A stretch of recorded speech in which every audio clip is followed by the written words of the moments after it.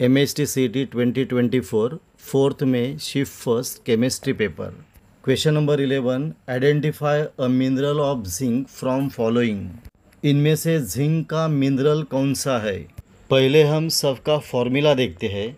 सिडराइट का फॉर्मूला है FeCO3, calamine का फॉर्मूला है ZnCO3 that is zinc carbonate, chalcocite का फॉर्मूला है Cu2S एंड लिमोनाइट का फॉर्मूला है 2Fe2O3 थ्राइस H2O। तो इनमें से जिंक का मिनरल कौन सा है, that is ZnCO3 that is zinc carbonate. तो आंसर आया B, calamine. Question number 12, identify the element having lowest first ionization enthalpy. यानी इनमें से कौन सा एलिमेंट है कि जिसकी फर्स्ट आयोनाइजेशन एंथैल्पी लोएस्ट है। क्या दिया है, ionization enthalpy decreases down the group due to increase in atomic size. Therefore ionization enthalpy of tellurium is more then polonium and across period ionization enthalpy increases with increase in atomic number. Therefore ionization enthalpy of bromine is less than krypton that is Kr। तो सबसे ज़्यादा ionisation enthalpy किसका रहेगा, krypton का, उसके नीचे bromine का, उसके नीचे टेलुरियम का एंड सबसे नीचे पोलोनियम का होगा। तो आंसर आया A, polonium. Question number 13, calculate molar mass of an element having density 8.6 gram per centimeter cube if it forms BCC structure. And क्या दिया है, a cube into Na is equal to 22.0 centimeter cube per mole. दिया क्या है, a cube into Na is equal to 22, density rho is equal to 8.6 gram per centimeter cube and for BCC structure n is equal to 2। And क्या calculate करना है, तो molar mass of element that is capital M। तो formula है density rho is equal to m into N upon A cube into Na।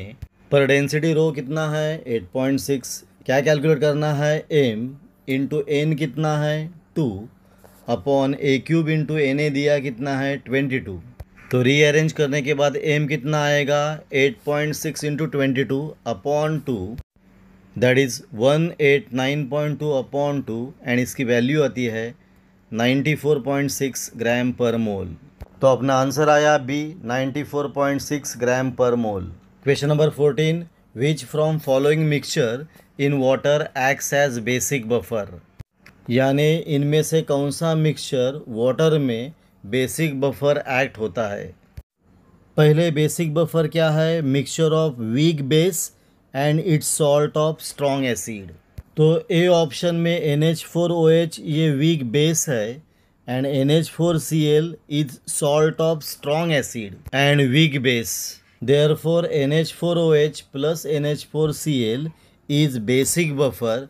Therefore अपना answer आएगा A and बाकी सब option that is B, C, D are acidic buffer. Question number 15, which from following molecule does not have lone pair of electron in valence shell of central atom. यानी इसमें से किस molecule के valence shell में lone pair of electron नहीं है। NH3 में एक लोन पेयर ऑफ इलेक्ट्रॉन रहती है, H2O में 2 लोन पेयर रहते हैं, SO2 में एक लोन पेयर है एंड BF3 में एक भी नहीं है। BF3 ये इलेक्ट्रॉन डिफिशिएंट मॉलिक्यूल है, इसमें लोन पेयर नहीं रहती। तो अपना आंसर आया डी, BF3। फिर से देखते हैं, NH3 में एक लोन पेयर है, H2O में 2 लोन पेयर है, SO2 में 1 लोन पेयर है एंड BF3 में लोन पेयर नहीं है। Question number 16, calculate the molar mass of non volatile solute when 1 gram of it is dissolved in 100 gram solvent, decreases its freezing point by 0.2 Kelvin। तो दिया क्या है, Kf is equal to 1.2 kelvin Kg per mole, decrease in freezing point that is delta Tf is equal to 0.2 kelvin, mass of solute that is W2 is equal to 1 gram and mass of solvent that is W1 is equal to 100 gram. And calculate करना है molar mass of non volatile solute that is M2।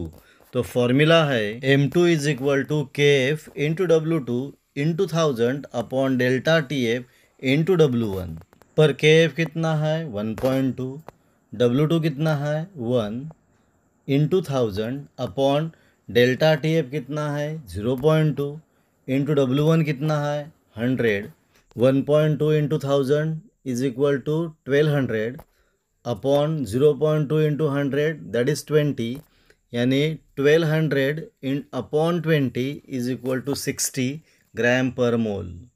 तो अपना answer आएगा 60, that is B. Question number 17, which from following statement is not true about lyophilic colloid, यानी इनमें से कौन सा स्टेटमेंट ट्रू नहीं है अबाउट लियोफिलिक कोलाइड। तो लियोफिलिक कोलाइड्स क्या है, जिसमें disperse phase and dispersion medium में ग्रेट एफिनिटी रहती है, यानी ए ट्रू है। And this colloids are reversible, ये भी ट्रू है। And self stabilize, therefore C also true. And coagulation or precipitation takes place by adding large amount of electrolyte. पर D option क्या है, coagulation occur even by adding very small amount of electrolyte, ये true नहीं है। therefore अपना answer आएगा D, क्योंकि coagulation के लिए large amount of electrolyte require, therefore statement D is not true, therefore अपना आंसर आएगा D. Question number 18, calculate the pH of buffer solution containing 0.35 molar weak acid and 0.7 molar of its salt with strong base if pKa is 4.56। क्या दिया है, pKa value दिया है 4.56, concentration of weak acid दिया है 0.35 and concentration of salt दिया है 0.70 and calculate करना है pH। तो pH का फॉर्मूला है pH is equal to pKa plus log to base 10 concentration of salt upon concentration of acid, पर pKa कितना है 4.56 एंड कॉन्सेंट्रेशन ऑफ सॉल्ट कितना है 0.70 एंड कॉन्सेंट्रेशन ऑफ एसिड है 0.35। तो 0.70 अपॉन 0.35 यानी 70 अपॉन 35 यानी 2, देयरफॉर वो log 2 आएगा। therefore pH is equal to 4.56 plus log 2 to base 10, पर log 2 to base 10 की वैल्यू है 0.3010, therefore pH is equal to 4.56 plus 0.3010, therefore pH is equal to 4.861, therefore अपना आंसर आएगा C 4.86। Question number 19, which of the following alkene does not exhibit cis trans isomerism, यानी इसमें से कौन सा alkene does not gives cis trans isomerism. पहले cis trans isomerism कौन देगा, कि जिसके डबल बॉन्ड के आइदर साइड में आइडेंटिकल ग्रुप्स और ग्रुप्स ऑफ एटम है, वही सिस ट्रांस आइसोमेरिज्म देगा। तो ब्यूट 1 का फॉर्मूला है CH3 CH2 CH double bond CH2, यानी डबल बॉन्ड के आइदर साइड में आइडेंटिकल एटम और ग्रुप्स ऑफ एटम नहीं है, देयरफॉर आंसर आएगा A but 1। Question number 20, which of the following reaction occur at cathode during discharging of lead accumulator, इनमें से कौन सी रिएक्शन कैथोड के पास रहती है, कब, during discharging of lead accumulator. तो डिस्चार्जिंग ऑफ लेड एक्यूमुलेटर में कैथोड के पास lead impregnated with lead oxide accept electron, यानी PbO2 2 इलेक्ट्रॉन एक्सेप्ट करते हैं, देयरफॉर अपना आंसर आएगा सी। PbO2 2 इलेक्ट्रॉन एक्सेप्ट करते हैं, that is PbO2 plus 4H plus SO4 2 minus plus 2 electron, it gives PbSO4 plus twice H2O, therefore अपना answer आएगा सी।